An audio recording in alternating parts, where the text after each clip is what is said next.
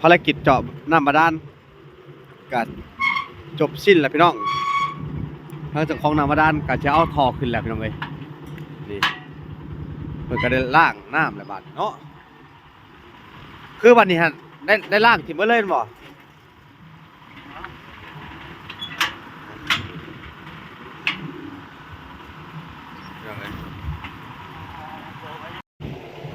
ทางรถก็ติดลมพี่น้องเอ้ยไปบ่อยากได้ไปเอ้ยไปอุ้ยอุ้ยเอาลมแล้วมาเลยเอาไปปัดเลย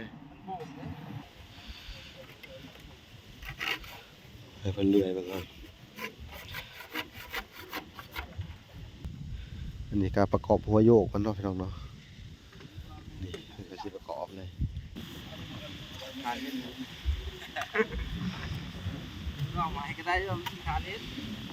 โอ้มันบดจมเนาะมันพูเนาะ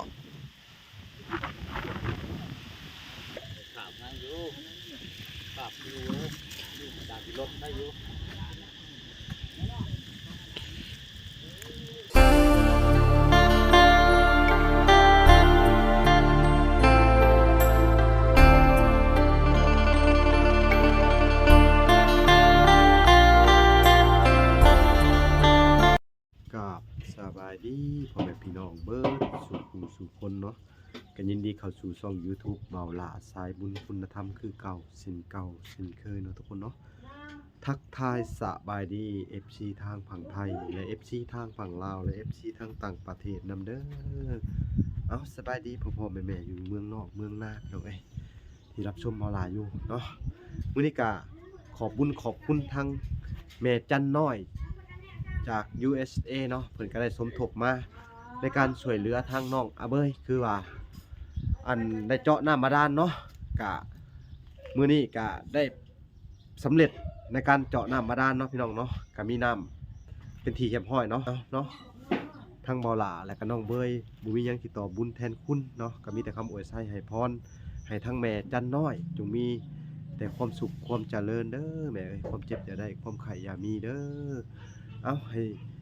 ทั้งครอบครัวเพิ่นจงอยู่เย็นเป็นสุขเนาะสุขกายสบายใจเอาสาธุบุญคุณนำเด้อเอาให้อายุมั่นขวัญยืนเด้อสาธุเด้อเอาเนาะกะยินดีนำน้องเบยเนาะมื้อนี้เนาะกะ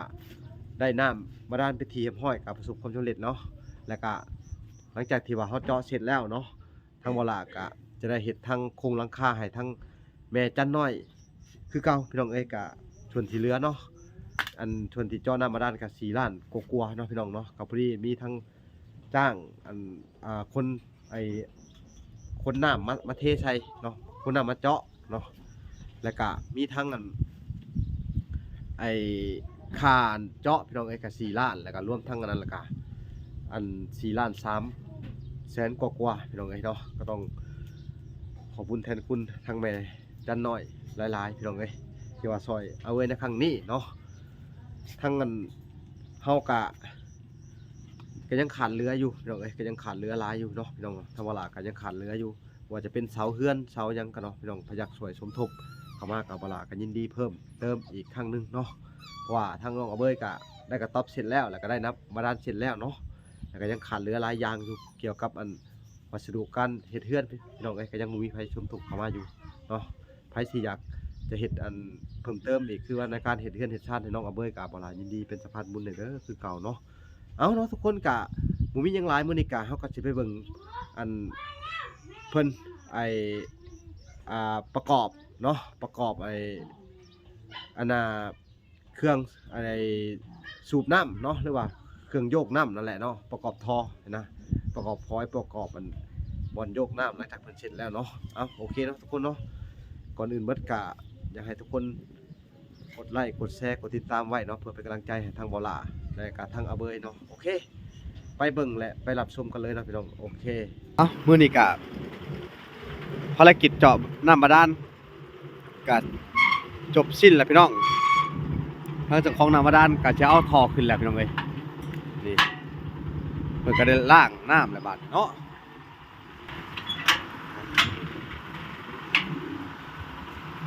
พี่น้องเอ้ยก็ได้จบสิ้นเนาะพี่น้องคือว่าแล้วแม่นบ่นี่จอดแล้วแหละแม่นบ่สร้างแล้วไอ้แล้วเลยเนาะมีสิทอดการเต็มคนมื้อนี้นะโอ้ถอดกั้นเสียมพี่น้องเอ้ยเบิ่งเพิ่นถอดกั้นเสียมก่อน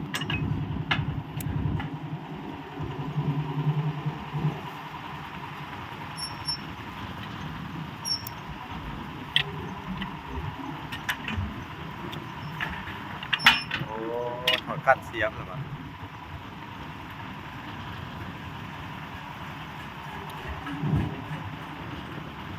อ๋อพี่น้องเอ้ย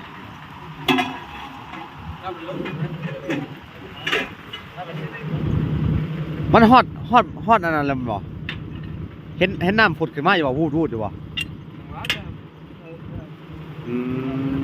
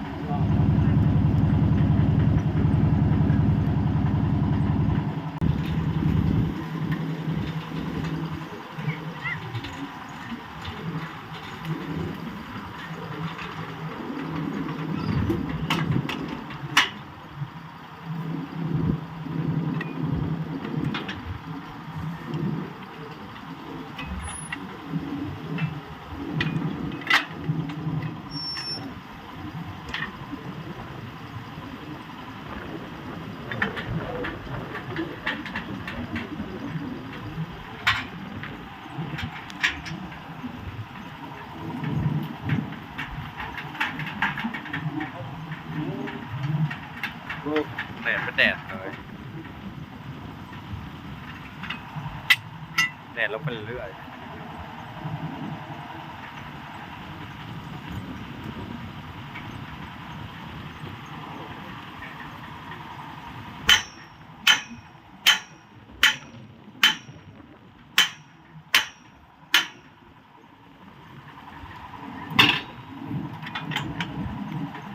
ไปเรื่อยจะนักไปโอ้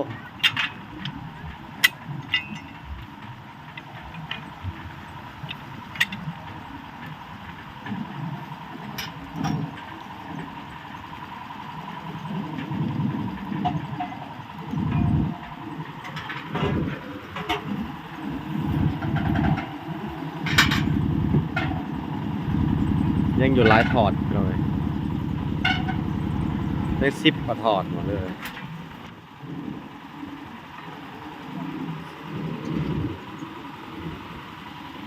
นี่เหลือ7-8 ถอดหรือ10 กว่าถอด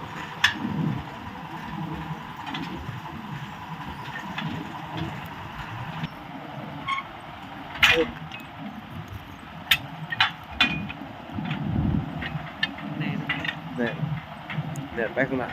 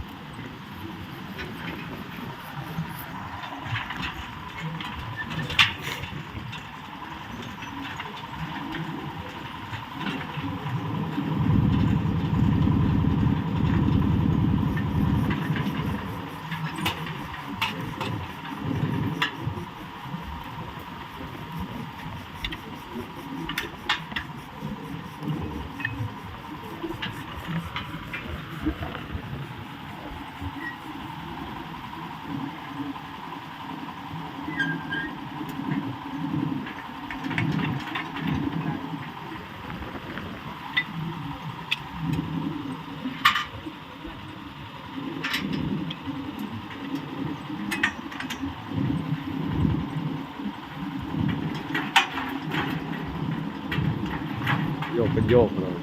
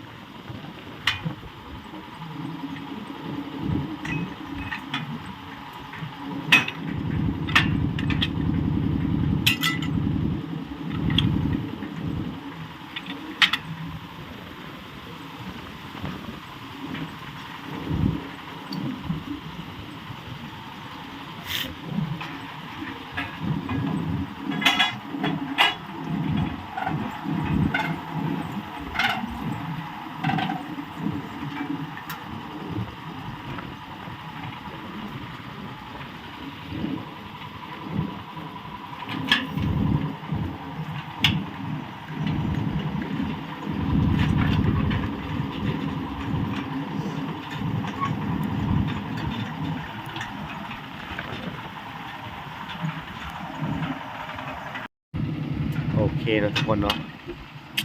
แท่งก็น่าจะเหลืออยู่ประมาณอีก2-3 แท่งเนาะเป็นกระเช้าขึ้นแท่งเจาะพี่น้องเลย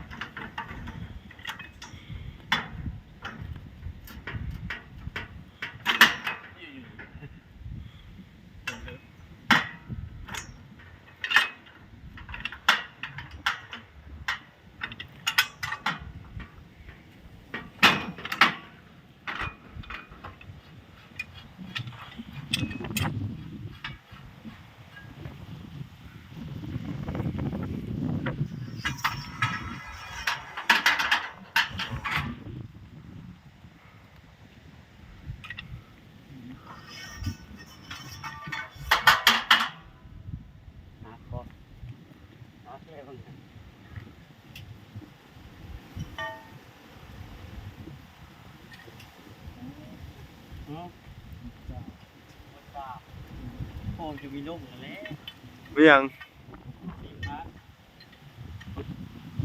มันหัวเสียงหักอ๋อยังไงไปเบิ่งกันเถอะไปเป็นไรอันเสียมเจาะนี่มันเป็นยังไงเนาะโอ้เป็นแบบนี้เนาะมึงเหลือแต่อันเดียวว่ะนี่เนาะ ยังหักสาม หัก3 อันเนาะ 3 เล่ม ก็ต้องจอดไปตลอดบ่ มีไปโจทย์อีกแล้วเก่งฮะเดี๋ยวโจทย์แถวนี้มีภาษาโจทย์เห็นเลยจะโรงเรียนบ่เขาเสื้อในจุ่มเลยง่อยกันนั่นน่ะชมดูนั่นอยู่ตรงนี้บ่ เสียมเจาะก็จะเป็นแบบนี้พี่น้องแบบนี้เนาะโอ้แบบนี้เนาะ ฮักนี่ก็ฮักนี่ แสดงว่ามัน มันแข็ง มันแข็งอย่างนี้เนาะแล้วก็เจาะมาจากลงเนาะขมลงจนอันนั้นเลยเหรอมันหักแต่หึงเหรอบ่จะมันหักแต่หึงเหรอเนาะ ใครจะให้ลงเดียว ฮะ ฮักลงเดียวอ่ะ หักลงเดียวเนาะเดียวไปคักเลยเครื่องเจาะน้ำบาดาลเพิ่นในที่สุดก็เสร็จพื้นที่เรียบร้อยบาทนี่ว่าไงก็ใช้ประเทศเป็นโครงรางให้แล้วบาท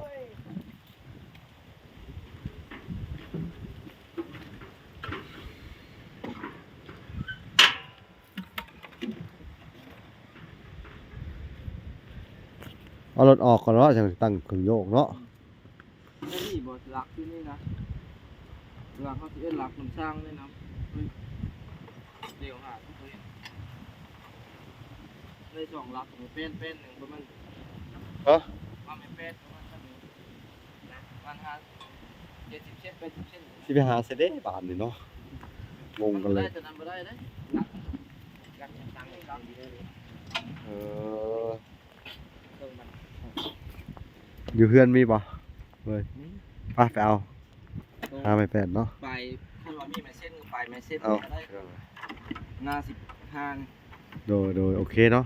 เสร็จแล้วพี่น้องเดี๋ยวเราจะไปหาลักไว้เพิ่นเฮ็ดเสาก่อนเลยโอเคทางรถกระติ้นลมพี่น้องเอ้ยไปบ่อยากได้ไปเอ้ยไปอุ้ย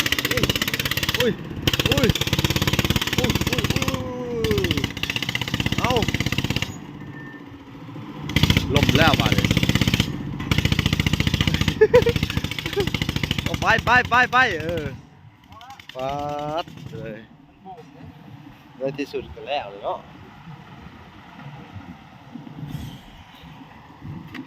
เอาไปจะได้บัดเดี๋ยวเบิ่งดูโอ้สิไปกรอบฐานก่อนพี่น้องเอ้ยบัดนี้โง่มาทางนี้เพิ่นก็เฮ็ดประตูพี่น้องเอ้ยนี่พี่น้องเอ้ย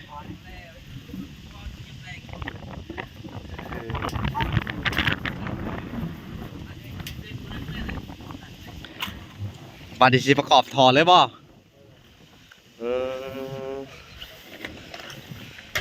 ใส่ตัวนี้น้ำเนาะโอ้บนวิธีประกอบท่อเพิ่นพี่น้องเอ้ยเวลามันขาดแล้วเฮาขึ้นจังได๋บ่เนี่ยสมมุติว่ามันขาด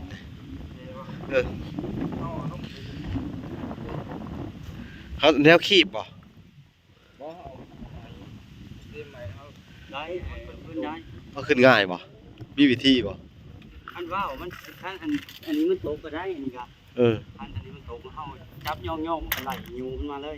เฮาโยกขอตัวนี้โยกมันก็พูดขึ้นมาเองมัน ก็ดันมาดันโถตัวนี้ขึ้นมา โอ้มีวิธีของมันเนาะ เฮ็ดชูมือเด้ฮะรักได้อ้ายสิเด้อมีบ่ เด้มาอะไรกัน ยังขาดอันหนึ่งที่ไปหาใส่บัตรนี่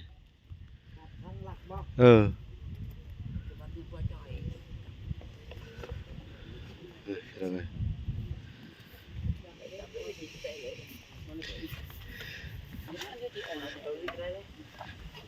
เอ้ยตัดเอาเฮ็ดเอารถทางไงเดี๋ยวเอา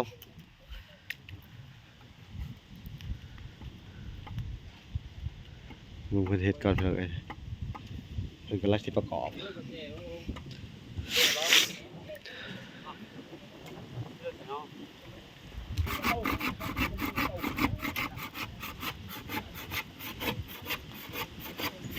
เอาพอดีแบบว่าเด้อ ฮะ ล้มปักคุกได้ เออ เอาไว้ชูงบ่ได้บัดอย่ามันหักเพิ่นว่า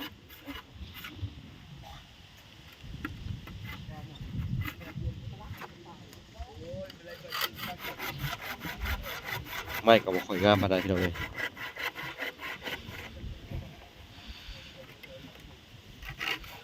ให้เพิ่นเลื่อยเบิ่งก่อนอันนี้ก็ประกอบหัวโยกมันเนาะพี่น้องเนาะนี่เพิ่นก็สิประกอบเลยได้ถามเพิ่นว่าจักมือสิใส่น้ำได้พี่น้อง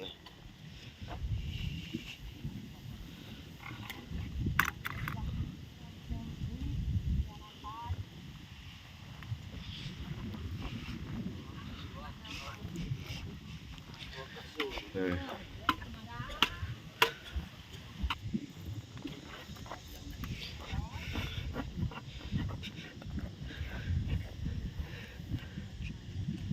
อันนี้ตัวโยกมันบ่คันโยกเป็นยังไงประกอบใช่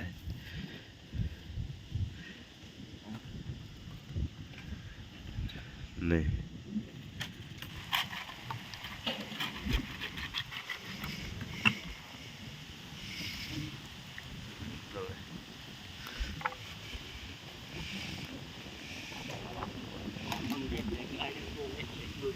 โอ้ตะปูเนาะละลายง่ายตะปูกับสองสอง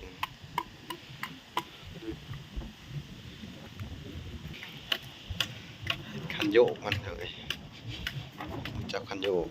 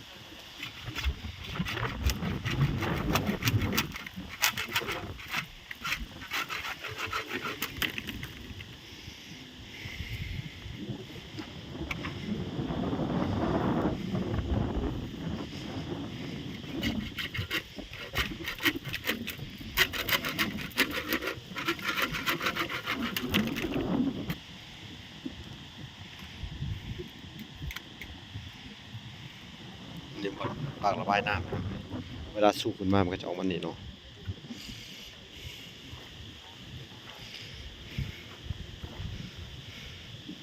ถึงว่าใส่จักทอมันนี่แหล้วเนาะ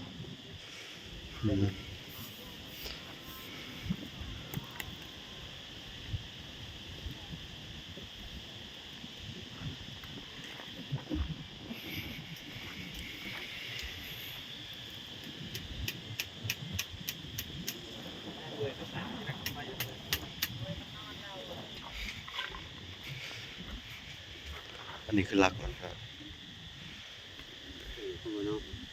สูงสูงก็เลย เอา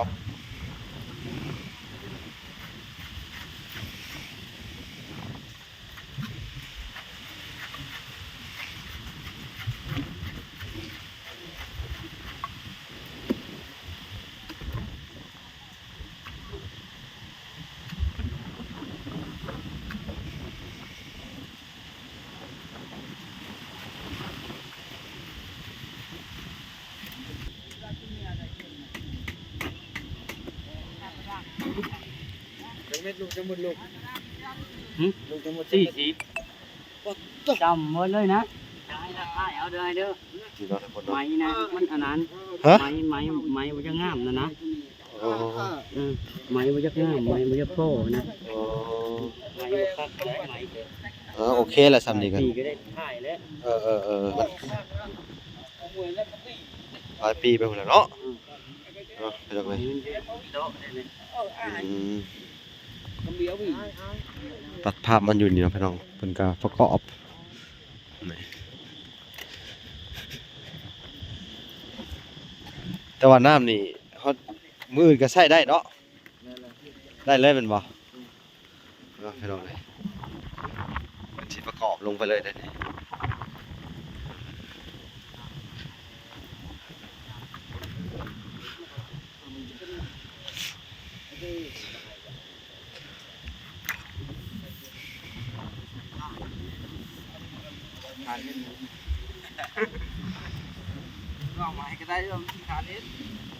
โอ้มันบดจมเนาะมันพูเนาะดูได้ไรนี่ฮะมันถึงน้ำมันบกมันเนาะเฮ็ดจะได้ต่อบัดโอ้ต่อขอเนาะ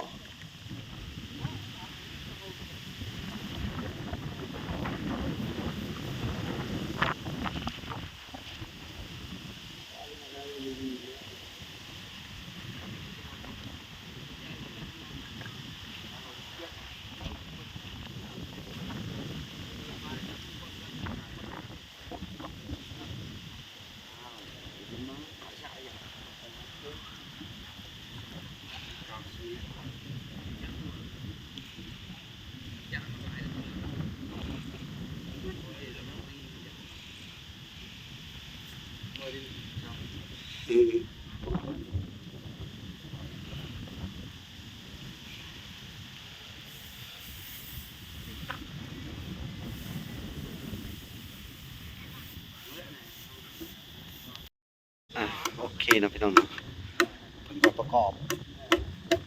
ลงไปและท่อเนาะ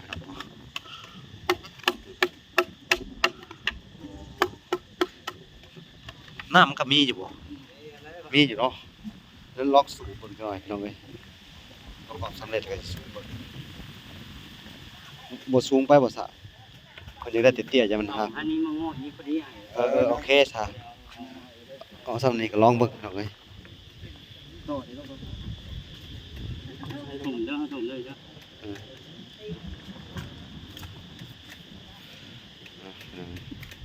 พลอยบ่ฮะ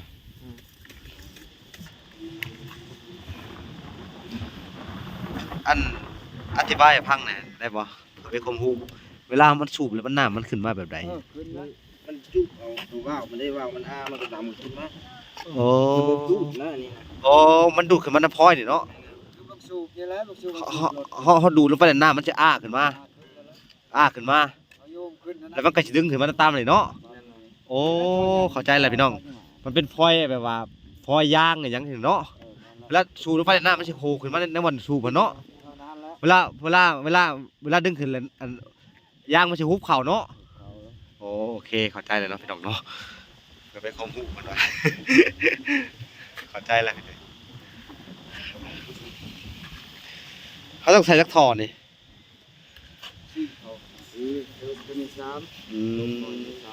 พลอย3เนาะพอเวลาเขาใส่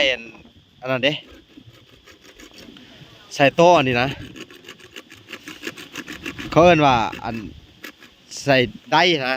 ก็ต้องถอดพวกนี้ทิ่มเนาะโอ้ ได้ก็ระบบได้นอนได้ทางน้ำ โอ้ได้บ่มันตัวนี้ใส่ได้แล้วเขาถอดตัวนี้ทิ่มแล้วเขาต้องฟอนได้ลงไปตามนี่เนาะ นั่นแหละมันมีรถเขาล้อมไว้เลยนี่ อาไก่ครับ โอ้มานั่นเนาะพี่น้องเอ้ย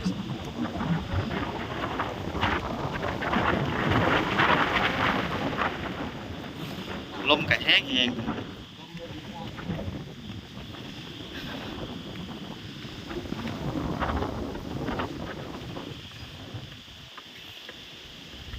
โอ้ขึ้นแล้วป่ะ ขึ้น ขึ้นแล้วล่ะ โอ้ จะโยมแล้วล่ะเนี่ย ลองโยมมึงดู กระเพรายังใส่ใหม่ โอ้ เด้เด้ โอ้ขึ้นแล้วเนาะพี่น้องเนาะเพื่อได้ใช้น้ำแล้วจังหน่อยกันเนาะแล้วลงเลงเลยเอาเลยเอาได้เรื่องเลยพี่น้องเอ้ยคักไรนี่ เองเนาะตอกก็กลางลงบ่กลาง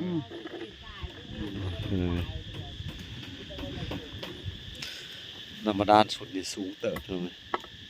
ทั้งแม่เพิ่นให้เอาต่ำๆส่วนว่าพ่อได้อยู่บ่อนไปสิ พูดดินเรื่องส่วนนั้นก็เรียกว่าดิน เออ กันถามเดี๋ยวดินตั้ม เออ ชีวิตทำไง หาไม้มาง่อยนี่ไอ้เวลาสูบนะ โอ้ เฮ็ดห้างเป็นอีกห้างหนึงพอดี โอ้ มันมีไม้นะ ได้ก็ได้ โด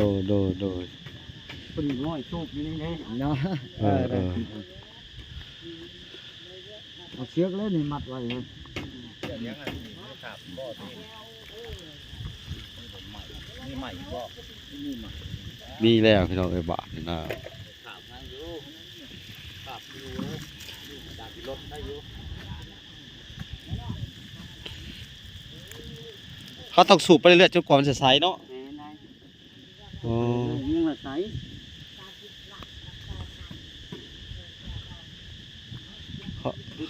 ตัดที่ยอ บ้า ด นเพิ่นเนี่ยนะมันง่ายเนาะ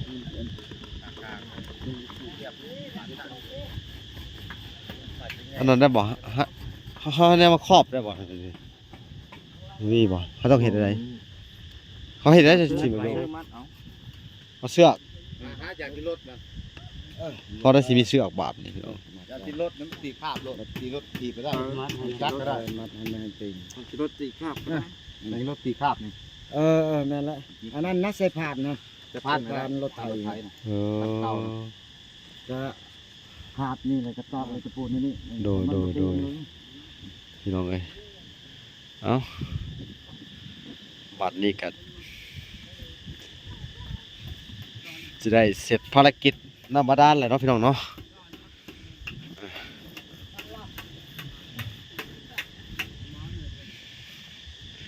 เป็นกระสูบไปเห็นแล้วน้ำออกมาจากพอดีโอเคเลยนะพี่น้องเนาะ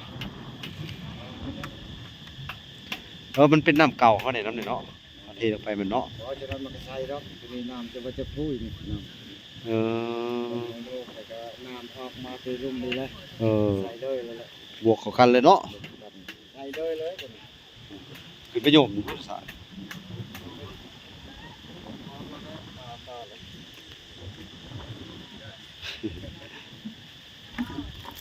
โอ้ โอ้ย แห้งว่ะพี่น้อง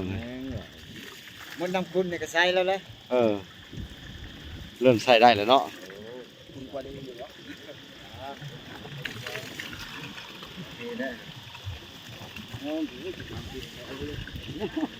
ดูที่ตาเนี่ยมัน โอ้ยนะ ตีมันลาย เอาพี่น้องเอ้ยกาเสร็จสมบูรณ์แบบพี่น้องนำมาด้านเนาะสัตว์ด้วยนี่คักแล้ว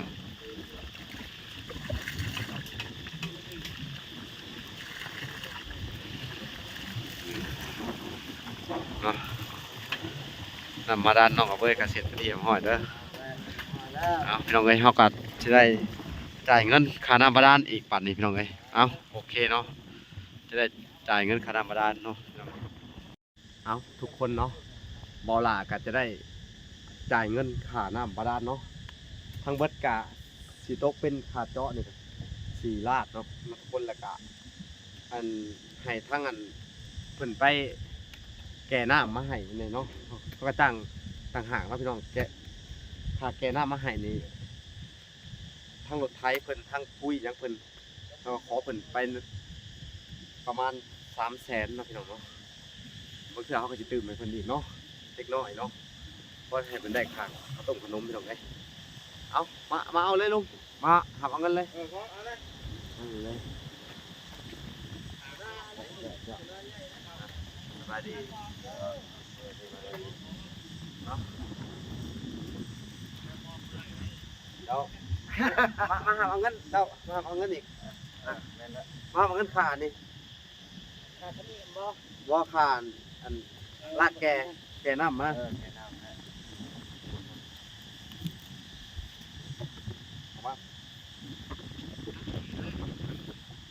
เนี่ยคือไอ้รถไถเพิ่นแต่ลูกชายเพิ่นแกน้ำเนาะทุกคนเนาะกับพอดีเขาก็ สำเร็จแล้ว สำเร็จแล้วเนาะ จ้า โดยการ สิบอกเงินน้อยค แม่สิบอกเงินให้เนาะ ำแล้วก็ผู้ที่เป็นทางเพิ่นแก่น้ำมาอันมาหายบ่มันต้องปกติเขาต้องหายน้ำอยู่แล้วการเจาะน้ำบาดาลเนาะเนาะเขาก็จะได้มอบเงินปัจจัยของเงินเมจันน้อยเนาะจาก USA ที่ว่าเพิ่นช่วยในการเจาะน้ำบาดาลให้ทางน้องอาเบยเนาะน้องว่าก็ต้องขอบคุณเพิ่น ช่วยเหลือน้องเลย โดย ขอบใจ ขอบคุณ หลา น้อย ยเนาะเมจันน้อยก็ทางเฮาก็จะได้มอบเงิน ๆจ้า ในส่วนของเมจัน จ้า น้อยให้ทางอันน้ำบาดาลเลยทั้งหมด4ล้านเนาะพี่น้องแล้วก็ในส่วนที่เหลือพี่น้องเอ้ย จ้า ยังอีก150เหรียญเนาะ จ้า เฮาก็จะได้เห็นโครงหลังคาจักสิพอหรือบ่พอเดี๋ยวเฮาก็ได้เดี๋ยวจะได้ประสานงานเพิ่นใหม่อีกทีนึงเนาะเพราะว่าการที่เฮาจะต้องสั่งเจ้าไม้เนาะ โดย เสาหามัน4เสา จ้า เสาละ300,000เนาะ จ้า โดยแล้วก็มีไม้เส้นโทรหาสิบ จ้า เนาะไม้เส้นคือค้างมันเนาะ แม่เฉลี่ยเบิ่งจักโตจักโต โดย จะรู้จักนะ ตอนแรกแหละให้ทั้งเงินสร้างกันรายงานมาว่าทั้งหมดมันใช่ไม้จะโต จ้า เนาะ คอยเฉลี่ยทีหลังก็ได้ โดย นั่นน่ะนะบ่เป็นหยังดอก แม่นมันก็ใช่ทั้งเงินลุงเพิ่นนับเนาะจำนวนเงิน 4 ล้าน ทำหมดแล้ว นี่นะกองวงจรทุกคน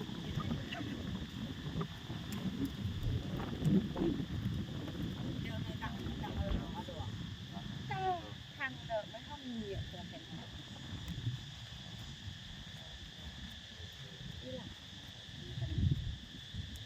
มันเลยมีอย่างนั้น 4 ล้าน ดีแล้ว โอ้กันเทิงได้เพิ่นไปตกเพราะหาได้3ละ ทำกระขับรถเราไม่คอยติดก้อนเขา ก็ขับรถจักรเนาะรถไฟฟ้า ผมเจ้า300,000ครับที่เพิ่มอีกให้ อัด หา ชัว เนาะ แน่นาย เนาะการพอดีเฮาได้จ่ายทั้งนับประดานเส้นแล้วก็ในส่วนที่เหลือของอัน รถไทย รถไถเนาะเขาก็สิให้ค่ารถไถเพิ่นอีกเนาะพี่น้องค่ารถไถหลักแก่เพิ่นอีกจัก50เนาะ จะ เอาพี่น้ ได้ องเอ้ย สำนันก็ได้ ก็ต้องขอบใจเด้อ เออ ขอบใจทาง ขอบใจหลาย ขอบใจทางนั้นลุงเพิ่นเพิ่นก็พาไปเนาะ จะ เหลือแต่เจ้าเดี๋ยวเขาสิจ่ายให้50เด้อ จะ เอาขอบใจนะครับ 350,000 โดย เนี่ยตาหลวงเนี่ยไม่ได้เอาชัวจะผ่านน้อยต้นรถ เอาอีกครับพี่ผู้นี้ทั้งเบิดก็เป็น4ล้าน3แสน50,000เหมือนบ่เนาะ อย่าง300,000 นั่ง3แสนหรือไง สิเก่าในกองจรอย่าง300,000ตัวนี้50 ลืมไปเนาะว่าลืมจ่ายอันค่าน้ำเพิ่น เพิ่นตวงแล้วนี่ตลกบ่สิเก่าอันนั้นบ่เป็นหยังแล้วเนาะเอาลืมแล้ว 2 3นี่เนาะทุกคน โอเคขอบใจเด้อขอบคุณหลายๆเด้อ ขอบใจ ที่ช่ ทา วย ง เหลือให้น้องเว้ย แม่น ดีใจ ขอบใจทางอันแม่จันน้อยเนาะ เจ้า USA ก็ขอบคุณ ขอบ เพิ่น คุณห เนาะ ลายๆ ก็ขอให้เพิ่นจงมีแต่ความสุขความเจริญเนาะความเจ็บจะได้ความไข่จะมีเด้อสาธุอายุมันขวัญยืนเนาะ ให้ไม่เรื่อย ร่ำให้รวยเงินทองเนาะ อะไรมานี่ลาอะไรเขาเด้อ อ้าวสาธุ สา สาธุ ธุสาธุ อ้าวขวัญยืนโอเคเนาะโอเคผมมีสาธุเอาโอเคนะทุกคนเนาะอันบ่มีหยังหลายเนาะคลิปนี้ก็ผ่านพ้นไปด้วยดีในการเจาะน้ำบาดาลเนาะเอาล่ะก็บ่มีหยังหลายนะพี่น้องเนาะขอบคุณท่านผู้ใหญ่ใจดีทุกๆท่านและก็ทุกๆคนที่ช่วยเหลือน้องเบยในมื้อนี้เนาะก็ขอให้เพิ่นจงมีแต่ความสุขความเจริญทุกคนเนาะ เอาโอเคแล้วขอบคุณ FC ทุกๆคนที่เบิ่งคลิปแล้วก็อันบ่คำโฆษณาพี่น้องเอ้ยขอให้บ่ล่ะมีรายได้ค่าอันเดินทางแล้วก็ช่วยเหลือสังคมต่อไปนะพี่น้อง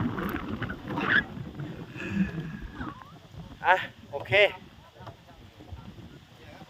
พอกันใหม่คลิปหน้าเนาะบ๊ายบาย